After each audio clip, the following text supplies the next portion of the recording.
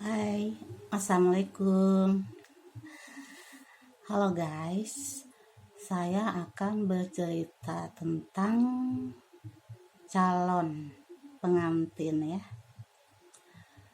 Sudah tradisi setiap daerah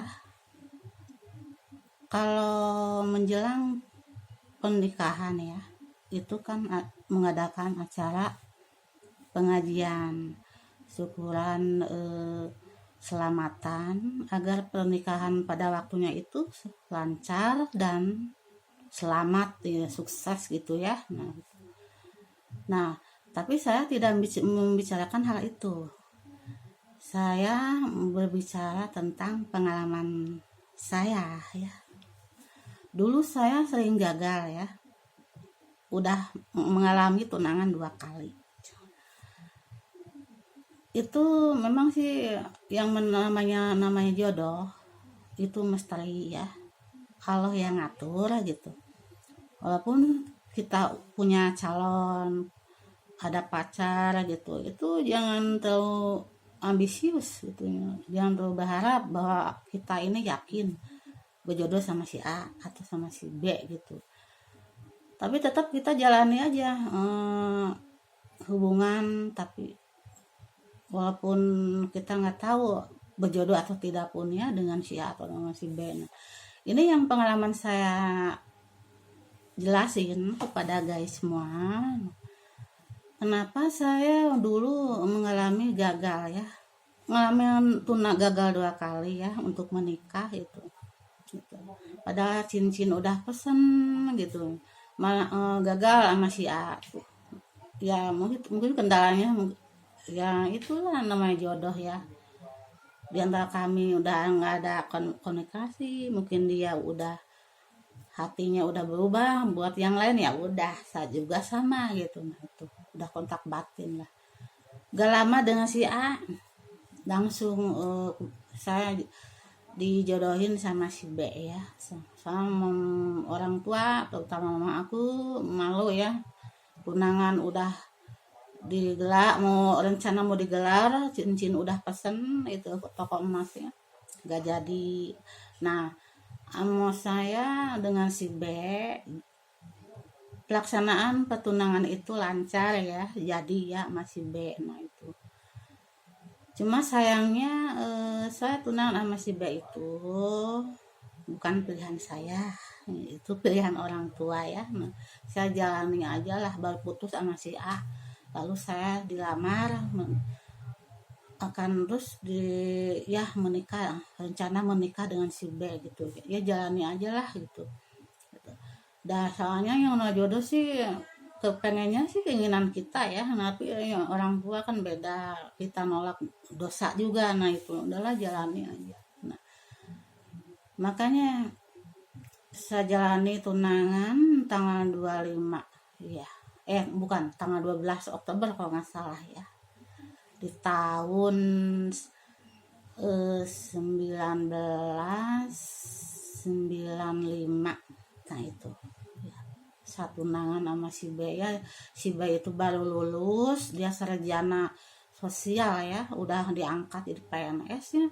Dulu rencananya itu tunangan aku itu, calon suami aku mau dibawa ke, maksudnya mau ditugaskan jauh ke Wamena ya, IDT, ke daerah Papua Nugini lah gitu ya, pokoknya yang ada Wamena gitulah, daerah yang sangat genting ya, ada gerombolan lagi di situ. Waduh, baru diangkat udah ditugasin ya, dia mantan mantan calon tunangan suami aku gitu ya, tunangan aku calon suami aku gitu, jauhan.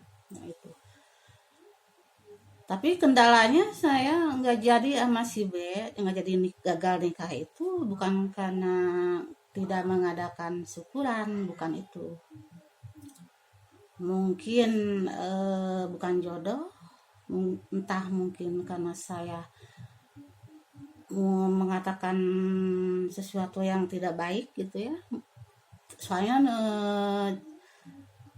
saya udah tunangan nih sama si B itu ya, tanggal 12 Oktober itu. Terus menjelang tanggal 25 Desember mantan tunangan aku atau calon suami aku itu mau ditugaskan ke IDT ini, ke Papua ya, Wamena IDT ya. Nah, daerah tertinggal gitulah, daerah yang tertinggal itu ditugasin jauh gitu. Nah itu cuma sebelum saya sama si B itu menikah, udah tunangan nih, terus si B itu ngajak saya ke daerah Garut. Nah, tujuannya katanya mau silaturahmi dengan para sesepuh saudaranya, uwa-uwanya, wiwinya yang ada di Garut itu, dalilnya gitu. Terus ajak saya sama si A ya, tunangan aku, mantan tunangan calon suami nggak jadi itu ya, gagal nikah itu, pergi ke sana bertiga sama bibinya lah, bertiga ke sana ke Garut gitu. Kami di sana sih nggak nginap, biasa aja berkunjung ke Garut. Saya nggak sebutin nama daerahnya, ke Garut, ke kampungannya, ke kotanya ya. Saya diajak dibawa sama si Ai. Waktu itu kalau nggak salah hari Jumat ya. Nah itu setelah si Asu melaksanakan sholat Jumat di rumah saudaranya itu yang di kampung gitu, sholat Jumat, terus dia mengajak Teh Neneng ke suatu tempat ya, wisata alam situ.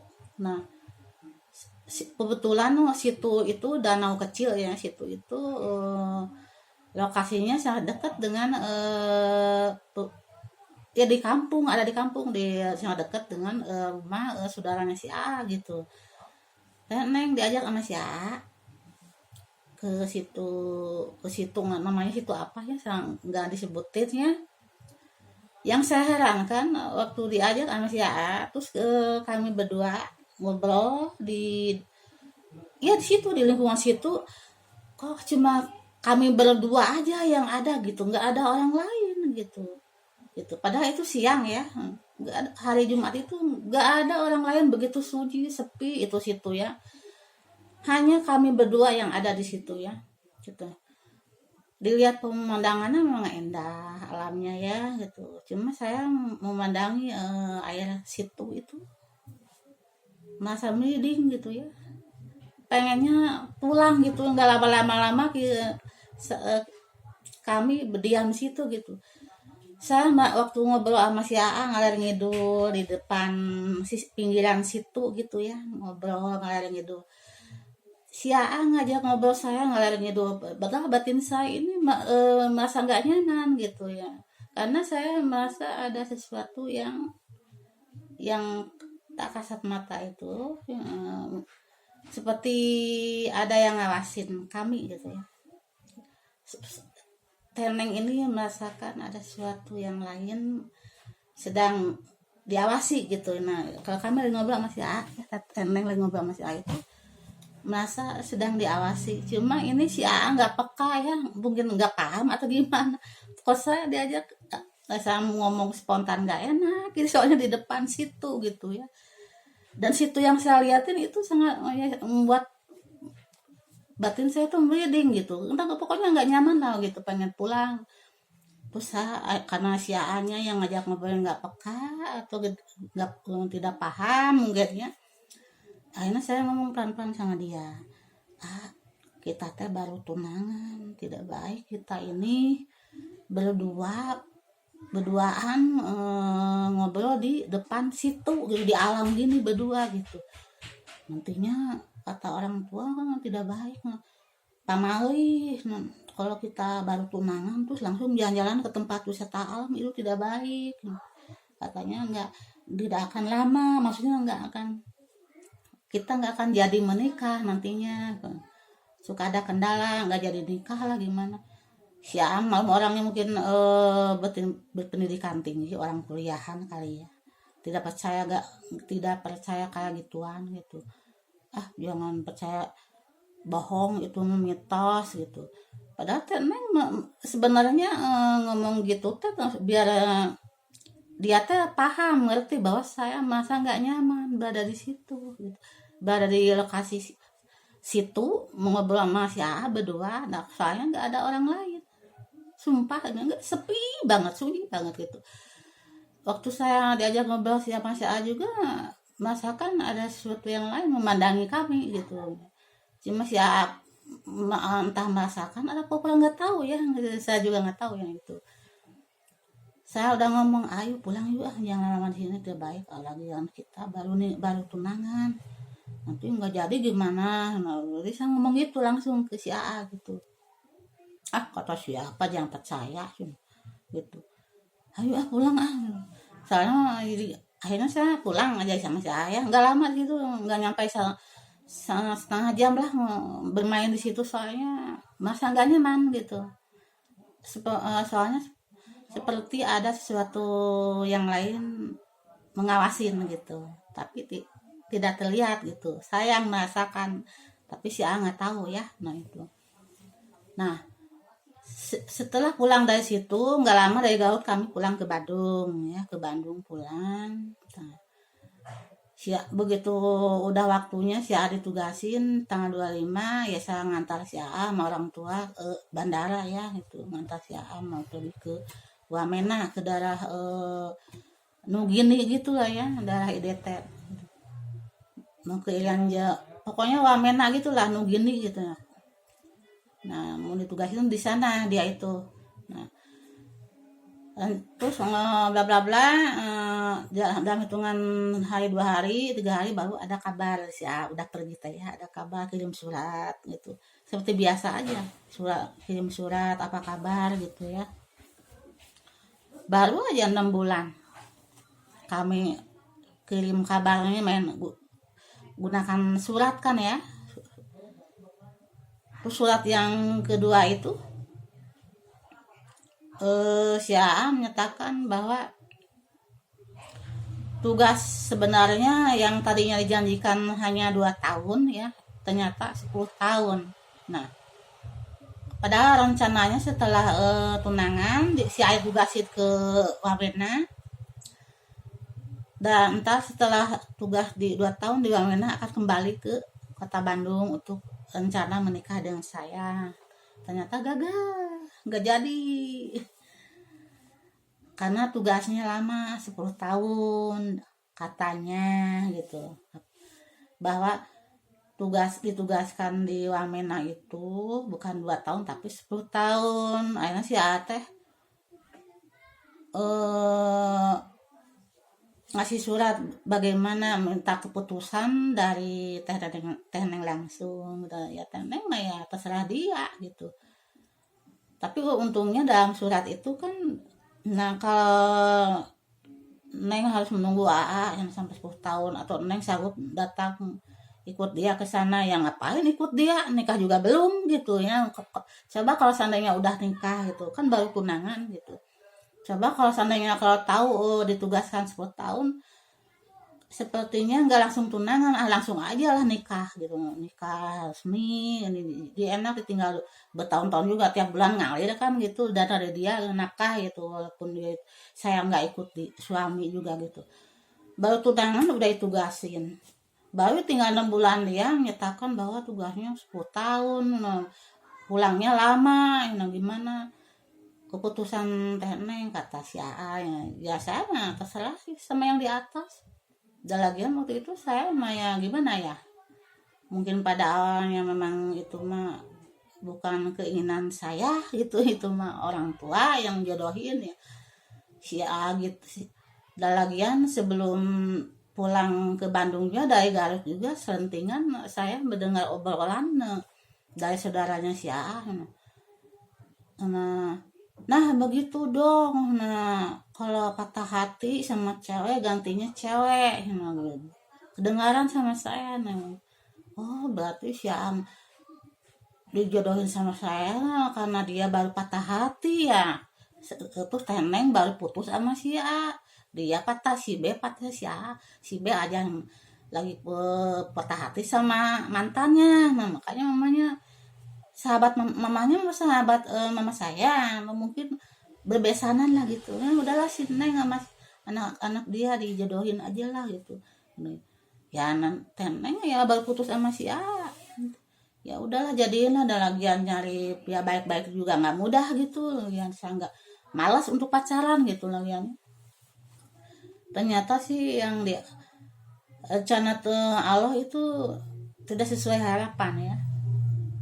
Harapan saya akan menanti si AA setelah 2 tahun, ternyata 10 tahun. Si AA memberikan keputusan terserah Teh Neng mau menunggu dia atau mau putus aja secara baik-baik. Kalau seandainya dia juga menyarankan si AA ya, via surat. Nah, kalau seandainya kita bukan jodohnya, tidak berjodoh, tidak bersatu, amal ridhoillahi ta'ala, tidak akan dendam. Karena ada surat keputusan seperti itu dari si A, ya udah. Ya saya nikah sama si C, nah itu. Tapi ngedang sama si C juga sama jodohin, nah itulah. Gak langgeng, sekarang udah janda ya. Sisa saya ini pengen menikah sama sesuai dengan pilihan hati, nggak mudah ya. Pria sesuai harapan saya itu tidak mudah gitu. Bayangin udah 25 tahun berjanda belum menemukan pria yang tepat gitu.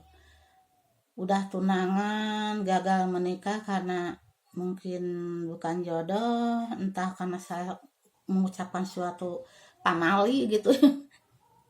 Mengatakan karena di situ saya ngomong kita baru tunangan nggak baik, nanti nggak jadi, saya bilang gitu ke si AA itu, yuk pulang yuk. Nah, padahal sebenarnya saya bukan itu, bahasa nggak nyaman soalnya dia sedang diawasi sesuatu gitu, bahwa di lingkungan situ itu kan nggak ada siapa-siapa ya, cuma alam, angin, situ, air gitu. Emang endah kalau lihat alamnya, tapi pas lihat air situnya itu saya merinding. Bangsa merinding ya nggak nyaman. Nah di situ pangai saya pengen cepat pulang. Ayo pulang lah. Padahal baru aja mau nyampainya, duduk juga mungkin baru 15 menit lah, belum nyampe setengah jam. Saya buru pengen cepat-cepat pulang lah. Si A tadinya mau mungkin selain sebelum berangkat jauh ke Wamena mungkin ngajak saya jalan-jalan kali ya, nah itu ke tempat wisata alam. Cuma sayangnya tidak tepat ya waktunya gitu. Lagian memang pamali menurut orang tua ya, seorang calon pengantin itu sangat apalagi yang baru tunangan ya, udah menjelang itu udah punya calon suami, baru tunangan ataupun baru menikah atau menjelang nikah itu paling utama ya, menjelang menikah itu paling utama calon pengantin jangan kemana-mana dulu gitu selama 1 minggu, diam, soalnya ada apa-apanya. Kenapa bisa pemaling nggak kemana-mana? Karena takutnya ada kendala gitu, gak gagal lah atau gimana, nggak tahu, amit-amit ya. Nah itu saya pernah saya alami kan, masih udah tunangan, ternyata tunangannya gagal gitu, bukan jodoh ya. Lagian pernah sih ya bayangin mau rencana mau nikah gagal, mau tunangan gagal ya, cincin udah pesan gitu, terus mau tunangan lancar tunangan ya, tapi mau nikahnya gagal. Nah itu, nah, jadi bagi saya jodoh itu misteri ya, Allah yang ngatur. Kita nggak tahu jodoh kita ini siapa, di mana jumpanya, kapan, atau gimana pun caranya nggak tahu gitu. Itulah jodoh misteri ya, Allah yang ngatur. Makanya kita sebagai manusia jangan kaget kalau melihat seseorang kenapa nggak nikah. Itu bukan nggak laku, bukan nggak mau gitu. Yaitu belum menemukan sosok yang tepat, belum waktunya gitu. Nah itulah, jadi jangan sudon dulu bahwa lihat seseorang udah bertahun-tahun nggak nikah itu bukan karena nggak mau, bukan karena nggak laku, bukan, itu bukan, belum waktunya, belum menemukan seseorang yang tepat. Nah itu ya, saya juga wanti-wanti lah sama yang orang yang calon pengantin menjelang nikah itu, memang jarak 1 minggu itu diam di rumah, cuti dulu gitu ya, jangan kemana-mana, itu pamali kan. Nah lagian selama 1 minggu itu kan mengadakan acara syukuran, pengajian gitu ya, menjelang nikah. Nah itu manfaatnya apa, biar lancar di perjalanan, pas waktunya itu lancar gitu, nggak ada kendala dan selamat. Nah itu alhamdulillah. Nah itu ini yang menimpa saya nih, pengalaman saya. Aduh, mau tunangan gagal, udah tunangan rencana nikah gagal. Nah itulah pengalaman saya. Saya juga nggak tahu gagalnya nikah itu apa ya penyebabnya, entah sih karena tugas jauh atau memang karena saya bicara sompral di lokasi situ itu. Nah itu bahwa jangan lama-lama di sini, kita baru tunangan, si A ngomong gitu pelan-pelan ya, nanti nggak jadi loh nikahnya. Nah, saya ngomong gitu sama si A. Nah itu ya mungkin bukan jodoh ya. Nah itulah istilah pamali menurut orang tua zaman dulu, memang benar itu nyata ya, jangan dianggap remeh itu, jangan meremehkan nasihat orang tua. Kalau kita seorang calon pengantin menjelang 1 minggu mau nikah, diam cuti di rumah, jangan kemana-mana. Soalnya apa, menjelang nikah mengadakan syukuran, pengajian buat apa, agar lancar pas waktunya, nggak ada kendala. Nah itu kedua udah nikah, baru nikah juga sama nih, jangan dulu kemana-mana gitu baru nikah mah gitu, minimal lah setelah 3 bulan baru jalan-jalan ke tempat-tempat wisata alam gitu ya. Kalau baru nikah mah jangan gitu. Soalnya jadi ya harus dipercaya aja lah gitu. Soalnya pengantin baru itu kan masih baru wangi ya gitu. Nah itu suka ada godaannya, entah musibah ya, amit-amit deh. Nah dibilang mindalik itu jangan sampai. Jadi baru nikah itu jangan dulu kemana-mana, minimal udah 3 bulan baru bisa jalan-jalan ke wisata alam. Nah itulah pantangannya kalau bagi calon pengantin ataupun pengantin baru ya. Kalau orang tua ngomong harus ditanggapin, jangan diremehkan gitu. Begitu juga sama dengan orang yang udah tunangan ya, menjelang menikah juga memang pantangan, nggak boleh udah tunangan ya, sama sesama tunangan ya, masih sang calon berdua jalan-jalan ke tempat wisata alam. Itu menurut kepercayaan orang tua dulu itu nggak boleh, jangan dulu lah gitu, soalnya baru tunangan calon pengantin. Nah jadi